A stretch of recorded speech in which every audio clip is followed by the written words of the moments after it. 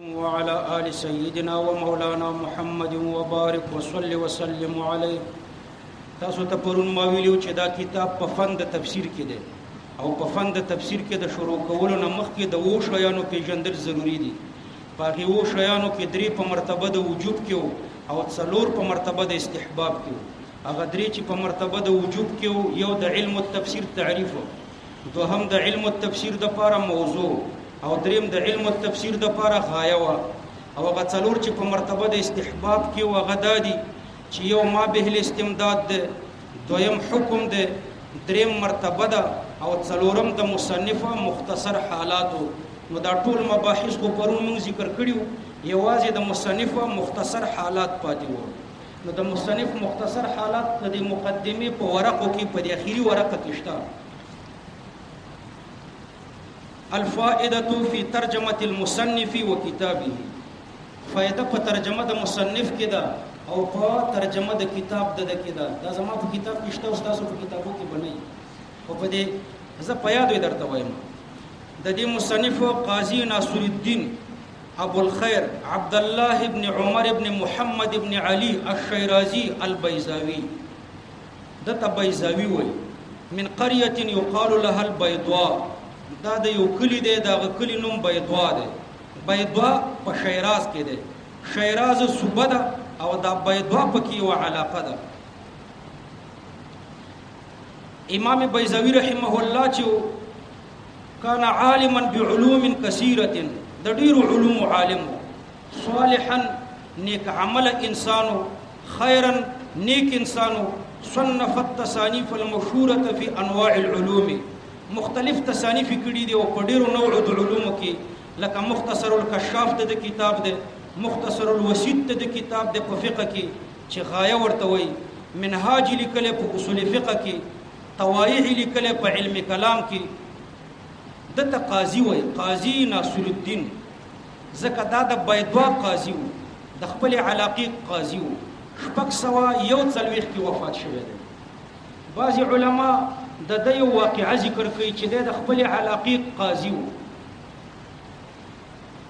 او یو پیر صاحب شیخ محمد ابن محمد د مریدو شیخ محمد ابن محمد د خپل علاقې قاضي وو. بیا د قضا نه معزول شو، د حاکم په حکم د قضا نه معزول شو. بیا دې لاړو او خفو. نو د وزیر مجلس، وزیر د علماو یو مجلس جوړ کړو او یو عالم درس کوي. نو دې عالم په خپل درس کې د خلکو ته وایي چې زه یو سوال کوم، د دې سوال جواب به تاسو ماته راکوئ، خو شرط پکې دا دی چې د دې سوال اعاده به بلفظه کوئ. څرنګه چې ما سوال کړی، د دې سوال اعاده به په هغه زما د سوال په الفاظو باندې کوئ او بیا به زما د دې سوال جواب راکوئ. نو د درس په اخر کې ناست قاضي بيزاوي رحمه الله چې کله هغه عالم سوال وکړو، وزیرم ناست دی، نو به یې فرمایل چې څوک به ماته جواب راکړي، اول به د سوال اعاده کوي. نو ټول غلیو. قاضي بيزاوي رحمه الله ورته فرمایل چې د سوال اعاده بم درته وکم، جواب بم درته درکم، وستا په سوال کې فلان فلان نقصان هم دی.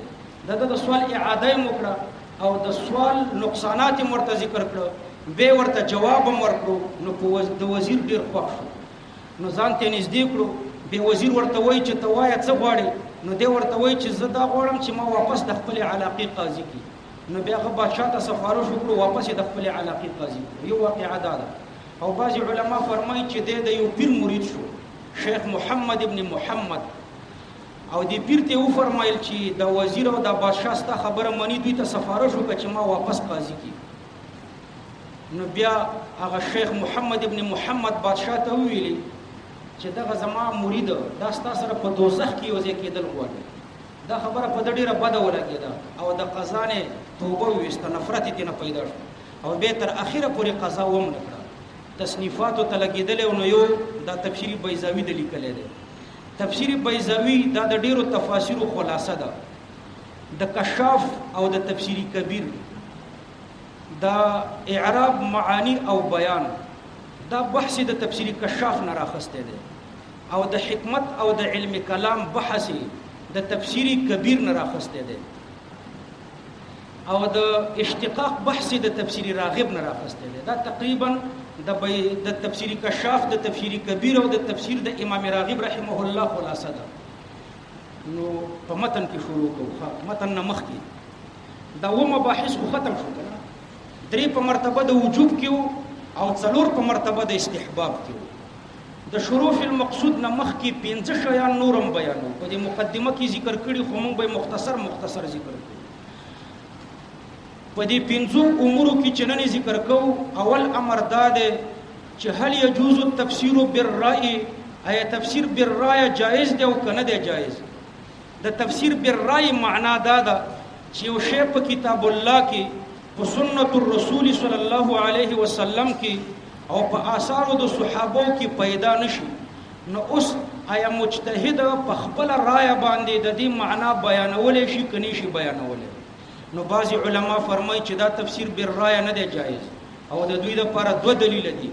اول دلیل ورته حدیث کریمه دی، رسول الله صلی الله علیه وسلم فرمایي من تکلم فی القرآن برأيه فاصاب فقد اخطأ. چا چې په قران کریم کې د خپل رائے نه یو څه ویلي نو کده حق ته ورسیدوم خطا ده. دویم دلیل ورته یو حدیث ده، رسول الله صلی الله علیه وسلم فرمایي من قال في القرآن بغیر علم فليتبوأ مقعده من النار. چا چې په قرآن کې بے علم خبره وکړه نو د خپل ځان ته په دوزخ کې ځای تیار کړي. نو یو مذهب دا شو چې تفسیر بالرأي نه دی جایز، او بعض علما فرمایي چې تفسیر بالرأي جایز دی او د دوی د پاره زه درته 3 دلایل ذکر کوم. اول دلیل آیات کریمه ده. الله په قران کریم کې فرمایي ولو ردوه الى الرسول والى اولي الامر منهم لعلمه الذين يستنبطونه منهم. کچرته دوی دا خبره واپس کړي وي رسول الله صلی الله علیه وسلم ته او مجتهدین او ته، نو مجتهدین به ور باندې کوی شوی وي. اجتهاد همدغه د رأي استعمال کوي. اجتهاد هم دې ته وایي چې په قرآن او په حدیث کې خپل رأي استعمال کړي. دویم دلیل الله په قرآن کریم کې فرمایي کتاب انزلناه لیدبروا آیاته وليتذکر اولو الالباب. کتاب انداداسی و عظیم کتاب دے انزلناه چې مونږ نازل کړی دی د دې لپاره لیدبروا آیاته چې خلق د دې قرآن په آیاتونو کې تدبر وکړي، وليتذکر اولو الالباب او د دې لپاره چې خاوندان د عقل پند واخلي. الله پاک د تدبر طرف ته دعوت ورکړی دی. تدبر او تفسیر بالرأي.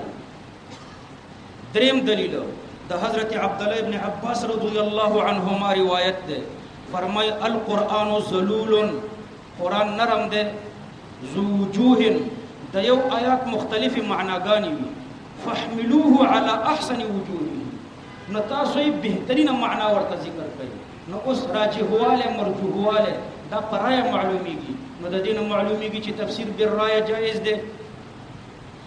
کوم علماء چې تفسیر بالرأي ته ناجایز ویلو دا وی د دلایلو نه جواب. اول دلیل دا وی دا چې پیغمبر علیه السلام فرمایي من تکلم فی القرآن برأيه فاصاب فقد اخطأ. د فقد اخطأ معنا دا ده چې فقد اخطأ الطریقه، د لار او ترتیب غلط کړو. ترتیب دا چې اولی تفسیر الکتاب بالکتاب کړي وي، بیا تفسیر القرآن بالسنتی کړي وي، بے تفسیر القرآن بآثار الصحابه کړي وي. دا ترتیب پرې خو د ډایرکټ تفسیر بالرأي وکړو. نو داسې تفسیر بالرأي خو نه دی جایز چې ترتیب پکې خطا. دویم دلیل دا غوی د پر حدیثو چې رسول الله صلی الله علیه وسلم فرمایي، رسول الله صلی الله علیه وسلم فرمایي من قال فی القرآن بغیر علم فلیتبوأ مقعده من النار. نو د دینه جواب داده چې من قال فی القرآن یعنی فی متشابهات القرآن وفي مشکلات القرآن بغیر علم وفي مجملات القرآن بغیر علم، چې په متشابهات د قرآن کې بغیر د علم نه تحقیق کوي او په مشکلات د قرآن کې بغیر د علم نه تحقیق کوي، دارنګه په مجملات د قرآن کریم کې بغیر د علم نه تحقیق کوي، نو د دې ځان ته په جهنم کې ځای تیار کی. یو بحث دا چې تفسیر بالرأي جایز دی کنه دی جایز. دوهم بحث محکم او متشابه دا څه ته وایي. قرآن کریم کې بعضی آیتونه محکمات دي او بعضی آیتونه پکې متشابهات دي. نو د محکم دو تعریف دي او د دې په مقابله کې د متشابه هم دو تعریف دي. ګوره د محکم دو تعریف دي. اول تعریف د محکماتو دا دی چې ما عرف المراد منه اما بالظهور او بالتأویل. ما عرف المراد منه چې معنا مراد معلومه یا په خپل ظاهره یا د تأویل په وجه ظاهره شوي نو دې تأویل شي محکمات. د دې په مقابله کې به بیا متشابهات. نو د متشابه تعریف بداسي کو مستأثره الله بعلمه. متشابه بدی ته وي چې داغي علم یوازې الله ته ثابت وي بل چاته علم نه. نو محکماتو تعریف ما درته وکړو. محکمات چاته وایو؟ ما عرف المراد منه چې معنا مراد مخلوق ته معلومه. او متشابهات بچاته وایو؟ مستأثره الله بعلمه چې معنا مراد مخلوق ته نه معلومه یوازې الله ته معلومه. دویمه معنا د محکم دی ته وایي ما لا يحتمل من التأویل الا وجها واحدا چې صرف د یوې معنا احتمال لري نو دې ته به وایو محکمات. او د دې په مقابله کې متشابهات دي. نو متشابهات به دې ته وایو محتمل او جهن چې هغه د ډیرو معناګانو احتمال لري. نو د محکماتو د متشابهاتو معناګانې خو زده کړې. اوله معنا د محکماتو څه ده؟ چې معنا مراد مخلوق ته معلومه. په مقابله کې متشابهات دي ته وایي چې معنا مراد مخلوق ته نه معلومه. دویمه معنا د محکماتو دا ده چې محکمات دي ته وایي چې د یو آیات یوه معنا وي. او د دې په مقابله کې متشابهات دي ته وایي چې د یو آیات مختلفې معناګانې وي. بیا د علماو په دې کې اختلاف دی. درې مذهب دي چې د قرآن آیتونه ټول محکمات دي، دا یو مذهب دی. دویم دا چې د قرآن آیتونه ټول متشابهات دي. دریم دا چې د قرآن بعضی آیتونه محکمات دي او بعضی متشابهات دي. نو یو مذهب دا دی چې د قرآن ټول آیتونه محکمات دي. د دوی دپاره دلیل آیات کریمه دی. الله پاک فرمایي کتاب احکمت آیاته. قرآن داسې کتاب دی احکمت آیاته چې د ټول آیتونه محکمات دي. لیکن دا استدلال صحیح نه دی. د احکمت نه مراد معنا لغوي ده چې اتقان او مضبوطوالی دی. یعنی د قرآن ټول آیتونه مضبوط دي، تناقض پکې نشته او د بلاغت او د فصاحت مخالفت پکې نشته. د احکمت دغه معنا ده. اصطلاحي معنا د محکماتو نه ده مراده. دویم مذهب دا چې د قرآن ټول آیتونه متشابهات دي. د دوی د پاره دلیل آیات کریمه ده. الله پاک قرآن کریم کې فرمایي کتابا متشابها. قرآن کریم داسې کتاب ده متشابها. وای د دې معنا دا ده چې آیتونه د متشابهاتو نه دي. لیکن دا معنام غلطه ده. د تشابه نه مراد تماثل ده. کتابا متشابها، متشابه اصطلاحي نه ده مراد بلکې تماثل مراد ده. یعنی د قرآن آیتونه یو د بل سره مماثل دي په عدم تناقض کې او په دې کې چې خلوه راغلی د عدم د فصاحت او د عدم د بلاغت نه، د نقصاناتو نه پکې خلوه ده. راجح دا ده چې د قرآن بعضی آیتونه محکمات دي او بعضی متشابهات دي. الله پاک قرآن کریم کې فرمایي منها آیات محکمات هن ام الكتاب و اخر متشابهات. د قرآن بعضی آیتونه محکمات دي، دا اصل دي، او بعضی متشابهات دي. دو بحث شو کنه. یو دا چې تفسیر بالرایه جایز دی کنه. دویم دا چې د محکم او د متشابه تعریفات او بیا مې درته پکې مذاهب ذکر کړم. دریم بحث به وکړو بیا به بس کو. ګرمي ده. قدم القرآن و حدوثه. قرآن قدیم دی که حادث دی؟ نو د معتزله په نس قرآن حادث دی او د اهل سنت والجماعت په نس باندې قرآن قدیم دی. د اهل سنت والجماعت په نس قرآن قدیم دی او د معتزله په نس باندې قرآن حادث دی. د معتزله دلیل دا دی چې قرآن کریم مرکب دی د اصوات او د حروفونه، او په اصوات او په حروفو کې ترتیب دی، او په چا کې چې ترتیب وي هغه حادث وي نو قرآن حادث دی. نو دلیل باندې خو پوه شوي. قرآن مرکب دی د اصوات او د حروفونه، او په اصوات او په حروفو کې ترتیب دی، او چې په چا کې ترتیب وي نو هغه حادث وي. لہذا قرآن حادث شو. او اهل سنت والجماعت فرمایي چې قرآن قدیم دی. بیا یو وخت کې د معتزله حکومتو، معتزله بدماشانی، دا اهل باطل نه، دا دلایل نه وای، بدماشي کوي. لکه د باړه کې د منګلی حکومتو شین بدماشو، دلایل ور سره نو، کلندر سره به څه دلایل. نو داسې یو وخت کې د معتزله حکومتو، نو اهل سنت به په دې مسأله شهیدانول. نو امام احمد ابن حنبل پکې مقاومت وکړو، تسلیم نشو. زه په دې باړه کې ومه هاشمه مدرسه کې، نو ډیرو مولایانو ماته ویلي وای وخت سره ځان عیار کا. نو هغه زمانہ کې هم داسې خلک وو چې د معتزله سره ځان عیار کړو، بس معتزله مذهبي ومنلو. خو امام احمد ابن حنبل مقاومت وکړو او معتزله سره په ضد کې راغلو. وای دا غتم قدیمه ده، دا کاغذم قدیم دی، دا مخکې حدیث خو چې قرآن ته ورکی قدیم شي، دومره ضد کې ور سره راغلو. دی غتې ته هم قدیمه ویلې، دی پانو ته هم قدیمه ویلې. الله پاک دغه په برکت دا مسأله د خلق القرآن د بدعتي مسله د ځمکې د مخ نه ختم کړه، او صرف په وابیانو کې پاتې ده. نو د اهل سنت والجماعت په نسبت باندې قرآن قدیم دی. اهل سنت والجماعت فرمایي چې قرآنونه دو دي. دا به درته سبا ته ووایم، صحیح ده.